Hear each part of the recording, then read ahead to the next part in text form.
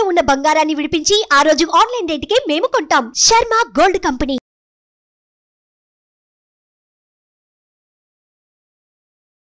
నమస్తే, welcome to Suman TV. నేను మీ యామ్ని. ప్రస్తుతం మనతో ఉన్నారు ప్రముఖ ఆధ్యాత్మికవేత్త, ప్రముఖ జ్యోతిష వాస్తు పండితులు సుభాష్ శర్మ గారు ఉన్నారు. గురుగారితో మనం మాట్లాడదాం. నమస్కారం గురుగారు. గురుగారు, ఈ పౌర్ణమికి మనకి చంద్రగ్రహణం ఉందని అంటున్నారు. అసలు నిజంగా ఈ చంద్రగ్రహణం అనేది మనకి వర్తిస్తుందా అండి? ఒకవేళ వర్తించదా? అలానే మనకు ఒకవేళ ఉంటే ఎలాంటి నియమాలు పాటించాలండి? తప్పకుండా తెలియజేస్తానమ్మా. ముందుగా ప్రేక్షకులందరికీ శ్రీమాత్రే నమః, శ్రీ గురుభ్యో నమః. నమో దేవ్యై మహాదేవ్యై శివాయై సతతం నమః. నమ ప్రకృత్యై భద్రాయై నిహతాం ప్రణతాస్మిత. మన యొక్క సనాతన ధర్మంలో గ్రహణానికి ఋషులు మునులు ఒక ప్రత్యేకమైనటువంటి స్థానాన్ని కేటాయించారు. ఎప్పుడైతే సూర్యుడికి చంద్రుడికి మధ్యన భూమి అడ్డుగా వస్తుందో దానిని గ్రహణంగా ఏర్పాటు చేయడం జరిగింది. అయితే ఈ గ్రహణ సమయంలో సనాతన ధర్మంలో కొన్ని పాటించవలసినటువంటి నియమాలను ప్రత్యేకంగా చెప్పడం జరిగింది. అయితే నిజానికి భారతదేశంలో గ్రహణం అనేటటువంటిది మనకు కనిపించదు. కనిపించనటువంటి గ్రహణానికి నియమాలు పాటించవలసిన అవసరం కూడా మనకు లేదు. కాకపోతే ఈ సోషల్ మీడియా వచ్చినటువంటి కారణం చేత ఇది ప్రపంచవ్యాప్తంగా చూస్తారు కాబట్టి అక్కడ ఉన్నటువంటి ప్రజలు కూడా ఈ సోషల్ మీడియా ద్వారా వేరే దేశం ఉన్నటువంటి వాళ్ళు కూడా చూస్తారు కాబట్టి ఈ గ్రహణం గురించి చెప్పడం మాత్రం జరుగుతుంది. అయితే విషయంలోకి వెళితే గనక ఈ గ్రహణం అనేటటువంటిది మన భారతదేశంలో ఇప్పటికైతే మనకు ఎలాంటి గ్రహణాలు అయితే లేవు. ప్రస్తుతానికి ఉగాది తర్వాత కొత్త పంచాంగాన్ని అనుసరించి ఆ ఉగాది పంచాంగ శ్రవణంలో ఎన్ని గ్రహణాలు ఉన్నాయి ఈ సంవత్సరం అనేటటువంటిది ఏర్పడుతుంది తప్ప ప్రస్తుతానికైతే మనకు ఉగాది వరకైతే ఎలాంటి గ్రహణాలు అయితే చెప్పలేదు. కనుక మనకు కనిపించినటువంటి గ్రహణం గురించి పాటించవలసినటువంటి అవసరం అయితే మనకు లేదు. దానిని గురించి మనము అతిగా ఆలోచన చేసుకుని అయ్యో గర్భిణీ స్త్రీలు ఉన్నారండి, అయ్యో గ్రహణం పడుతుందని యూట్యూబ్లో చెప్పారండి, ఇలా చాలామంది భయపడిపోయి ఆందోళన పడిపోతూ ఉంటారు. నిజానికి మన భారతదేశంలో మనకు ఇప్పటికి ప్రస్తుతానికి ఎలాంటి గ్రహణం లేదు. కాకపోతే మన సనాతన ధర్మంలో భారతీయులు నలుమూలల విస్తరించి ఉన్నారు. ప్రతి ఒక్క దేశంలో మన భారతీయులు అనేటటువంటి వాళ్ళు ఉన్నారు. కాబట్టి అలాంటి వారు ఆ దేశంలో ఉన్నటువంటి వారికి మాత్రం వర్తిస్తుంది. అది వర్తించినప్పుడు మనం ఏం చేయాలి? నియమాలు అనేటటువంటివి పాటించాలి. ముఖ్యంగా గ్రహణ నియమాలంటే ఏముంటాయి? గర్భిణీ స్త్రీలు వాళ్ళు ఉంటారు. గర్భిణీ స్త్రీలు ముఖ్యంగా దాని గురించి పాటించవలసినటువంటి నియమాలను పెట్టారు. అలాగే భోజనం చేసేటటువంటి పద్ధతులను విధానాలను మన పెద్దలకు చెప్పినారు. అలాగే ఈ యొక్క స్నానం, పట్టు స్నానము, విడుపు స్నానం గురించి చెప్పారు. అంటే మనం గ్రహణం రోజు పాటించవలసినటువంటి నియమాలు ప్రధానంగా 3 నియమాలను చెప్పారు. ఈ గ్రహణం పట్టేటటువంటి సమయంలో చేసేటటువంటి దేవతా ఆరాధన విశేషమైనటువంటి పుణ్యఫలాదులను కలిగించేటటువంటిది అని అర్థము. ఎందుకు అంటే మామూలు రోజులలో చేసే పూజా విధానము కంటే గ్రహణ సమయంలో చేసేటటువంటి జపానికి, హోమానికి, తపానికి, గంగా స్నాన విధికి, అలాగే గోదావరి నదీ తీర ప్రవాహ ప్రాంతంలో ఉండేటటువంటి వాళ్లకు జప విధానానికి చాలా ప్రత్యేకమైనటువంటి అంశాన్ని ఏర్పరిచినటువంటి వారు మన ఋషులు. కాబట్టి దైవారాధనలో గ్రహణముతో ముడిపడి ఉన్నటువంటి ఈ గ్రహణ సమయంలో మనం ఎప్పుడైతే దైవారాధన, జపారాధన ఇవి చేసుకుంటామో, యజ్ఞయాగాదులు చేసుకుంటామో దాని యొక్క పుణ్య ఫలితము చేత మనము రోజు ఒక 10 సార్లు జపం చేసామనుకోండి, ఒక 100 రెట్ల పుణ్యం వస్తుంది. అదే మనం గ్రహణ సమయంలో 10 సార్లు మనము జపం చేసామనుకోండి, 1000 రెట్ల పుణ్యం వస్తుంది. దానికి దేనికి ఉన్నంత తేడా. కాబట్టి గ్రహణ సమయంలో ఆచరించేటటువంటి విధానాలు ప్రత్యేకంగా చెప్పడం జరిగింది. అయితే ఈ గ్రహణం కనిపించేటటువంటి దేశాల పేర్లు చెప్తాను. ఎందుకంటే అక్కడ కూడా మన సనాతన ధర్మం భారతీయులు ఉండవచ్చు. అలా ఉన్నప్పుడు వాళ్ళకి తెలియకపోవచ్చు. అక్కడ ఉన్నటువంటి వాళ్ళు అసలు గ్రహణం అంటేనే పట్టించుకోరు. కాకపోతే ఆచరణ అంటే సనాతన ధర్మంలో ఉండే ప్రతి ఒక్క హిందువు ఆయా దేశాల్లో ఉంటారు కాబట్టి అక్కడ ఉన్నటువంటి వారు ఆచరించవలసినటువంటి పద్ధతులు కొన్ని ఉన్నాయి. ముందుగా దేశాల పేర్లు చెప్తాను. మొట్టమొదటిగా యూరప్ దేశము, అలాగే ఉత్తర ఆసియా, తూర్పు ఆసియా, అట్లాంటిక్ మహాసముద్ర పరిసర ప్రాంతాల వారు, పసిఫిక్ మహాసముద్ర పరిసర ప్రాంతాల వాళ్ళు, అలాగే మొదలగు ఈ ప్రాంతాల వాళ్ళు మాత్రం తప్పకుండా, అమెరికా వాళ్ళు తప్పకుండా ఈ యొక్క గ్రహణ నియమాలు పాటించాలి. ఈ గ్రహణం పేరు కూడా పెనంబ్రల్ చంద్రగ్రహణము అని అంటారు. ఈ గ్రహణం పేరు పెనంబ్రల్ చంద్రగ్రహణము అని పేరు దీనికి. అయితే ఆ రోజున నిజానికి మనకు ఈ యొక్క గ్రహణ సమయం కూడా ఉదయము 10:41 నుండి మొదలయ్యి మనకు మధ్యాహ్నం 3:01 ముగిసిపోతుంది. అంటే మనకు పగలు చంద్రుడు కనిపించడు. ఈ పగలు మనకు ఎక్కడైతే పగలు ఉంటుందో వేరే దేశాల్లో అది రాత్రి సమయము. ఆ రాత్రి సమయంలో అంటే అక్కడ చంద్రుడు నిండుగా కనిపిస్తాడు. ఆయా దేశాలలో చంద్రుడు ఉంటాడు కాబట్టి, ఉదయిస్తాడు కాబట్టి, ఎక్కడైతే చంద్రుడు ఉదయించేటటువంటి ఈ దేశాలు ఉన్నాయో అక్కడ ఆ గ్రహణ నియమాలు అనేటటువంటివి పాటించాలి. కనుక ముఖ్యంగా గర్భిణీ స్త్రీలు ఆ సమయంలో ఇంట్లో నుంచి బయటకు రాకూడదు.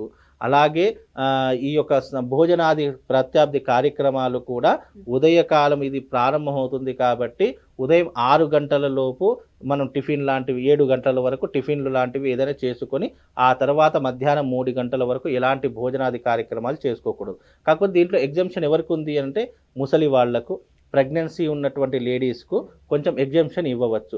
మామూలుగా ఆరోగ్యంగా ఉన్నటువంటి వాళ్ళు మాత్రము తప్పకుండా భోజనాది నియమాలు పాటించాలి. ఆ సమయంలో ఏమీ కూడా తినకూడదు, ఏమీ కూడా తాగకూడదు. అలాగే ఆ సమయంలో పట్టు స్నానము, విడుపు స్నానం అని 2 రకాల స్నానాలు ఉంటాయి. గ్రహణం పట్టేటటువంటి సమయంలో చేసేటటువంటి ఒక స్నానము, గ్రహణం విడిచిన తర్వాత చేసేటటువంటి విడుపు స్నానం, ఈ 2 స్నానాలు ఆచరించడు. ఉదయకాలము 10:41 స్నానం ఆచరించాలి. ఆ సమయంలో ఎందుకు ఆచరించాలి? అది గ్రహణం పట్టేటటువంటి సమయం కాబట్టి దాన్ని పట్టు స్నానము అంటారు. విడుపు స్నానము అంటే ఏంటి? గ్రహణం విడిచిన తర్వాత మనం చేసేటటువంటి స్నానం. 3:02 స్నానాది క్రతువులు ఆచరణ చేసుకోవచ్చు. ఈ రకముగా ఆచరణ చేసుకుంటే గనక బాగుంటుంది. అలాగే ఆయా దేశాలలో ఉన్నటువంటి వాళ్ళకి దర్భలు ఏంటో దొరకవు. అలాగే అక్కడ ఉన్నటువంటి వాళ్ళు నియమాలు ఎలా పాటించాలో తెలీదు. కాకపోతే ఆ సమయంలో బయటకు వెళ్లకుండా ఇంట్లోనే ఉంటే, లేదు వాళ్ళు ఎక్కడ ఉంటే అక్కడే పని చేసుకోవడం చాలా ఉత్తమమైనటువంటి మార్గం. ఎందుకంటే మనకి ఇక్కడ పగలు సమయం, అక్కడ వాళ్ళకు రాత్రి సమయం. కనుక అక్కడ రాత్రి ఎక్కడైతే చంద్రుడు ఆ సమయంలో కనిపిస్తాడో ఆ రోజున పర్టికులర్గా 25వ తారీఖు రోజున ఎక్కడైతే చంద్రుడు కనిపిస్తాడో ఆ దేశాల వాళ్ళు తప్పకుండా గ్రహణ నియమాలు పాటించాలి. అలానే గురుగారు, ఇప్పుడు ఈ గ్రహణం తర్వాతకి ఏ రాశుల వారికి రాజయోగం లాంటిది పట్టొచ్చు అంటారు? ఈ యొక్క గ్రహణం రోజు ఇది హస్తా నక్షత్రంలో వస్తుంది కాబట్టి, సోమవారం గ్రహణం వస్తుంది కాబట్టి, సాక్షాత్తు సోమవారం శివుడి యొక్క వారము. శివుడి తల మీద ఉండేటటువంటిది కూడా చంద్రుడే కాబట్టి ఈ సోమవారం హస్తా నక్షత్రయుక్తంగా వస్తుంది కాబట్టి తులారాశి వారికి, హస్తా నక్షత్రంతో ఉన్నటువంటి వారు తుల, కన్య, మిథున ఈ 3 రాసుల వారికి రాజయోగం సిద్ధించే అవకాశం ఉంటుంది. అలాగే కొన్ని రాసుల అయితే నిజానికి గ్రహణం పట్టేటటువంటి సమయంలో 27 నక్షత్రాల వాళ్ళు, 12 రాసుల వారు తప్పకుండా జపాది క్రతువులు చేసుకోవాలి, యజ్ఞ యాగాదులు చేసుకోవాలి అని ధర్మశాస్త్రం చెప్పింది. పర్టికులర్గా మనకు హస్తా నక్షత్రంలో ఈ యొక్క గ్రహణం పడుతుంది కాబట్టి మనము హస్తా నక్షత్రం, కన్యారాశి, తులారాశి, వృశ్చిక రాశి ఈ 3 రాసుల వారు తప్పకుండా ఈ గ్రహణాన్ని చూడకూడదు. వాళ్ళు తప్పకుండా యజ్ఞయాగాదులు చేసుకోవాలి. అరిష్ట నివారణ తంత్రము అనేటటువంటిది ఒకటి ఉంటుంది. ఆ అరిష్ట నివారణ తంత్ర యాగాన్ని గనక ఆ రోజున ప్రత్యేకంగా గ్రహణ సమయంలో చేసుకుంటే వాళ్లకు మహర్జాతకం అనేటటువంటిది వాళ్ళ జీవితంలో ఉపయోగపడుతుంది.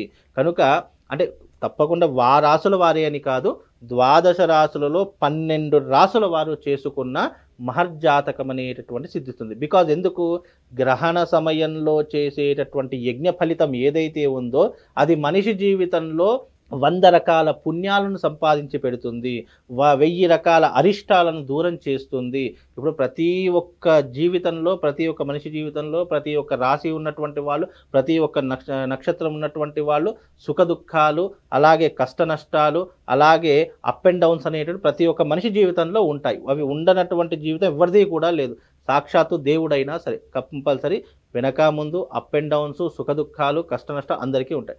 కాబట్టి ఎవరైనా సరే ఈ గ్రహణ సమయంలో ఎందుకు చెప్పారు మన సనాతన ధర్మము అని అంటే గనక, గ్రహణ సమయంలో దేవతల యొక్క శక్తి క్షీణించిపోతుంది కాబట్టి, అది తగ్గిపోతూ ఉంటుంది కాబట్టి, మానవుడి ద్వారా వచ్చేటటువంటి మంత్రశక్తి కానీ, యంత్రశక్తి కానీ, దైవిక శక్తి కానీ, జపము కానీ, హోమము కానీ ఇవి మానవుడు ఆ సమయంలో ఆచరిస్తే గనక ఆ భగవంతుని యొక్క సంపూర్ణమైనటువంటి అనుగ్రహము 100% ఆ సాధకుడికి తప్పకుండా సూక్ష్మరూపకంగా అతని జీవితంలో వెంటాడుతూ ఉంటుంది. అతని కష్టం వచ్చినప్పుడు అరే గ్రహణ సమయంలో మనం జపం చేశాము, హోమం చేశాము, తపస్సు చేశాము, ఆ సమయంలో చేసినటువంటి పుణ్య ఫలితమే ఈరోజు మనల్ని రక్షించింది అని అప్పుడు ఆ సాధకుడు అంటే చేసినటువంటి వ్యక్తి అర్థం చేసుకుంటాడు. అది ఎప్పుడు పడితే అప్పుడు మనకు కనిపించదు. ఆ సమయంలో చేయమని ఎందుకు చెప్పారు అని అంటే గనక ఆ గ్రహణ సమయంలో చేసే యజ్ఞానికి, యాగానికి, హోమానికి, జపానికి, తపానికి, దానానికి, ధర్మానికి ఎన్నో రకాలైనటువంటి నియమ నిబంధనలు పెట్టారు. అలా చేసుకోవడం ద్వారా మనిషి తనకు తాను ఉద్ధరింపజేసుకోవడానికి ఈ జపాలు, హోమాలు, తంత్రాలు ఇవి ఎవరినో ఉద్ధరించడానికి కాను, మన జీవితాన్ని మనం ఉద్ధరింపజేసుకోవడానికే తప్ప పక్కవాడి కోసమో లేదా మనకు ఏదో జరిగిపోతుంది, మనం ఏదో హై పొజిషన్ అలా కాదు. మన జీవితం, ఈ మానవ జీవితం ఉద్ధరింపజేసుకోవడానికి సెల్ఫ్ సాటిస్ఫాక్షన్ కొరకు మాత్రమే మనం చేసేటటువంటి యజ్ఞయాగాదులు, ఈ పూజాక్రతువులు, ఈ హోమాలు, ఈ జపాలు, ఈ దానాలు మనల్ని మనం ప్రొటెక్షన్ చేసుకోవడానికే తప్ప ఎవరి కోసమో అనేటటువంటిది ఎప్పుడూ కూడా ఆలోచించకూడదు. అది ఎవరి కోసం చేసేటటువంటిది కాదు, మన కోసము, మన కుటుంబం కోసము, మన పిల్లా పాపల కోసం ఆచరించేటటువంటివే ఈ యజ్ఞయాగాదులు, జపాలు, హోమాలు, దానాలు, ధర్మం. కనుక ఈ గ్రహణ సమయంలో తప్పకుండా ప్రతి ఒక్కరూ అరిష్ట నివారణ తంత్ర యాగం చేసుకోండి. తప్పకుండా వాళ్ళ జీవితంలో మార్పు రాకపోతే నన్ను అడగండి. ఎందుకంటే అంత మహత్తరమైనటువంటిది. ఇప్పుడు చంద్రగ్రహణం రోజు ఎవరు చేసుకోవాలంటే లవ్ ప్రాబ్లం ఉన్నటువంటి వాళ్ళు, అంటే ప్రేమకు సంబంధించిన ప్రాబ్లం ఉన్నటువంటి వారు, మనస్సు మీద అధికంగా ప్రభావితం అంటే మైండ్ ఆబ్సెంట్ అనేది అంటారు కదా,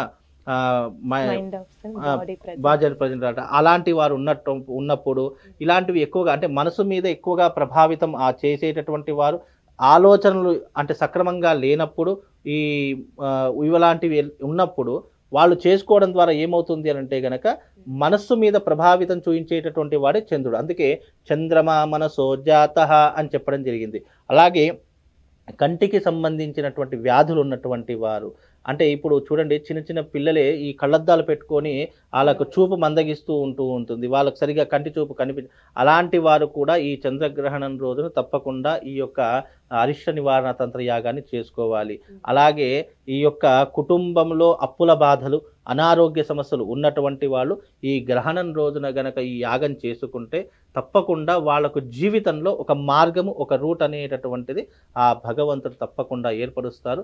కనుక అందరూ కూడా అరిష్ట నివారణ తంత్ర యాగాన్ని ఆ రోజున సోమవారము చాలా విశేషమైనటువంటిది, ఆ రోజున చేసుకోండి.